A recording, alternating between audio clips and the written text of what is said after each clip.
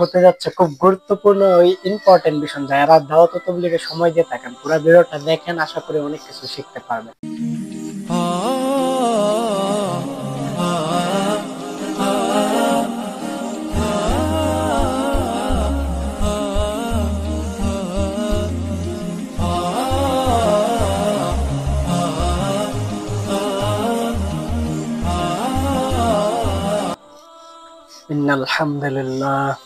ইন্নাল হামদুলিল্লাহ ওয়াসসালাতু ওয়াসসালামু আলা রাসূলিল্লাহ।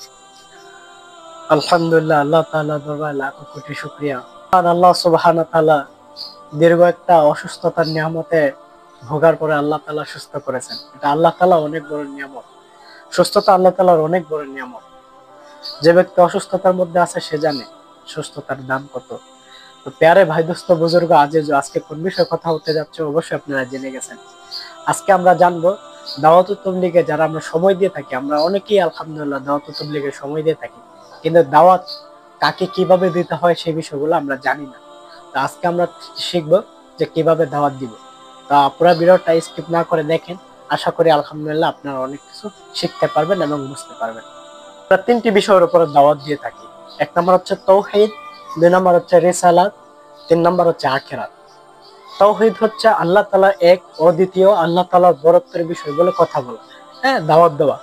তারপর রিসালাত হচ্ছে নবীদেরকে যে আল্লাহ তাআলা দুনিয়াতে প্রেরণ করছেন, হ্যাঁ, নবীদের এরকম জীবনে তুলে ধরা, হ্যাঁ, নবী আলাইহিস সালামদের এরকম এই কষ্ট মুজাহিদের কথাগুলো সামনে তুলে ধরা, হ্যাঁ, তারা দিনের ব্যাপারে কতটুকু কষ্ট করেছেন, হ্যাঁ, এবং আমাদের নবী হযরত মুহাম্মদ সাল্লাল্লাহু আলাইহি সাল্লাম উনিও আয়েশা মানুষের ধারে ধারে এরকম কত কষ্ট করছে। নবী আলাইহিস সালামদেরকে এরকম কত কষ্ট মুজাহিদা সহ্য করতে হয়েছে, এই বিষয়গুলো তুলে ধরা। আর একটা হচ্ছে তৃতীয় নম্বর হচ্ছে আখিরাত। এই আখিরাতের বিষয়, মৃত্যুর পরে আল্লাহ তাআলা আমাদেরকে একটা যে জিন্দেগি দিবেন সে আখিরাতের বিষয় এরকম তুলে ধরা, জান্নাত জাহান্নামের ব্যাপারে তুলে ধরা, হ্যাঁ, যে জিন্দেগি আল্লাহ তাআলা আমাদেরকে দিয়েছেন ওই যে জিন্দেগিতে জিন্দেগি না, কারণ এই জিন্দেগি আল্লাহ তাআলা দিয়েছেনই, হ্যাঁ, আখিরাতকে গোছানোর জন্য। তো এই ইম্পর্টেন্ট বিষয়গুলো আজকে আমরা জানবো। তো তা আমি সংক্ষেপে বলার চেষ্টা করতেছি। অনেক বিজ্ঞ ভাইয়েরা আছেন, অনেক ভালো এরকম হযরত উলামায়ে কেরাম আছেন, সাথী ভাইয়েরা আছেন, তারা জানেন, তারা আরো ভালো বলতে পারে। আমার তো তেমন এলেম নেই, আমি একটা অজ্ঞ মানুষ, মূর্খ মানুষ, তারপরেও একটু ইমানি চর্চা করি। তো যে বিষয়টা বলতেছিলাম, ভুলভ্রান্তি হলে অবশ্যই কমেন্ট করে আপনারা জানাবেন। তো ইনশাআল্লাহ আমি পরবর্তীতে সংশোধন হয়ে যাব। আমি সংক্ষেপে বলতেছি। এরকম যখন মসজিদ থেকে এরকম গাছের আদব বলার পরে, মূলত দাওয়াত ও তাবলীগের সময় দেওয়ার পরে, এরকম তাবলীগে যাওয়ার পরে বা মহল্লাওয়ারি যদি সাপ্তাহিক এরকম গাছের মধ্যে এরকম সময় দিই, তো আসরের পরেই কিন্তু আমরা মূলত এরকম দাওয়াত দিয়ে থাকি, হ্যাঁ। তো এরকম এক মুসলমান ভাইয়ের দিকে এরকম মুসলমান ভাইয়ের সাথে সাক্ষাৎ করে এরকম সালাম দিয়ে, হাসি মুখে সালাম দিয়ে মুসাফা করে এরকম তাকে বলা যে আলহামদুলিল্লাহ ভাই, আল্লাহ তাআলা আপনাকে কেমন রাখছেন। তো তিনি নরমালি ভাবে বলবে যে আলহামদুলিল্লাহ, আল্লাহ ভালো রাখছে।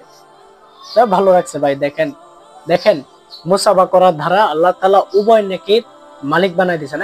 এরকম মুসাফা করার ধারা আল্লাহ তাআলা আমাদেরকে এরকম ছোট ছোট যে সগীরা গুনাহ আছে, এই গুনাহগুলো আল্লাহ তাআলা মাফ করে দিয়েছেন এবং আমাদেরকে নেকির মালিক বানাই দিয়েছেন। সালাম দেওয়ার ধারা আল্লাহ তাআলা উভয় নেকির মালিক বানাই দিয়েছেন। তো যে দুনিয়ার যে তাওহীদের যে বিষয়টা, এই বিষয়টা তুলে ধরা যে ভাই দেখেন, একদিন আমরা দুনিয়াতে ছিলাম না, আল্লাহ তাআলা আমাদেরকে দুনিয়াতে পাঠাইছেন। আমরা এখন আছি, আবার কিছুদিন পরে থাকবো না।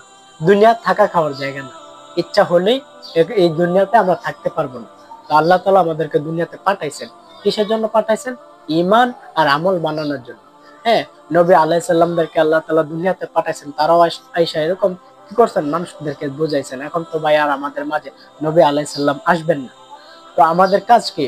যে এরকম নবী আলাইহিস সালামের কাজগুলো এরকম করা। তো আল্লাহ তাআলা তো শান্তি, আমরা তো প্রত্যেকটা মানুষই শান্তি চাই। তো আল্লাহ তাআলা শান্তি রাখছেন একমাত্র পরিপূর্ণ দিন মানার মধ্যে। এই দিন আমার মধ্যে, আপনার মধ্যে কিভাবে আসে, আমলে বসে, এরকম পরিণত হয়, হ্যাঁ, এই বিষয়ে মসজিদে খুব দামি দামি কথা হইতেছে, হ্যাঁ। এরকম আপনি যদি যাইতেন, আপনার সময়টা দামি হইতো এবং আল্লাহ তাআলাও খুশি হইতো। তো এরকম উনি যদি ওজন না দিয়ে থাকে, তো সাথে সাথে মসজিদে নিয়ে আসো। এরকম ভাই দাওয়াতটা দেওয়ার টাইমে আমরা যে মামুর ভাইরা আছে, দিলের কানে কথাগুলো শোনা প্রত্যেকটা মানুষের কথাগুলো শোনা, আর দিলে দিলে ফিকির করা, আল্লাহ যে ভাইকে দাওয়াত দিতেছে এই কথাগুলো যাতে আমার দিলে ফিট হয়ে যায়, এই নিয়ত করা। তো এরকম তার যদি ওজোর থাকে ওজোর তো ওজোর দিবে, আর যদি ওজোর না থাকে তাহলে বলবে যে ভাই আচ্ছা চলেন মসজিদে চলে। এইভাবে নর্মালি দাওয়াত দেওয়া, এটা হচ্ছে নর্মালি যারা আমরা সাধারণত দাওয়াত দিয়ে থাকি। হ্যাঁ, এরকম তবকা আছে অনেক, এরকম খাস খাস লোকও আছে, তাদেরকেও দাওয়াত দেওয়া, এরকম শিখে নাও। আল্লাহ তাআলা আমাদেরকে তৌফিক দান করে। সুবহানাল্লাহি ওয়া বিহামদি, সুবহানাকাল্লাহুম্মা ওয়া বিহামদিকা, আশহাদু আল্লা ইলাহা ইল্লা আনতা আস্তাগফিরুকা ওয়া আতুবু ইলাইহি। আসসালামু আলাইকুম ওয়া রাহমাতুল্লাহি ওয়া বারাকাতুহু।